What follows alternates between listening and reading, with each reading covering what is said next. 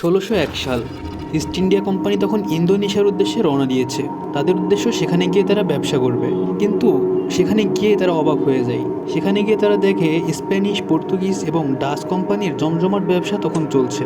Dutch কোম্পানিগুলো যেমন ছিল টাকা পয়সা, তেমনই তাদের সেনাবাহিনী ছিল প্রচুর। ফলে ইংরেজরা সেখানে টিকতে পারে না। তারা পরবর্তী নিশানা ঠিক করে ভারতবর্ষে।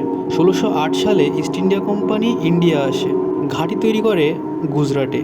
কিন্তু এখানে এসেও তারা দেখে যে এখানে মুঘলরা রাজ করছে এবং মুঘলদের সৈন্য সংখ্যা ছিল প্রায় ৪ মিলিয়ন, যা প্রায় ৪০ লক্ষ।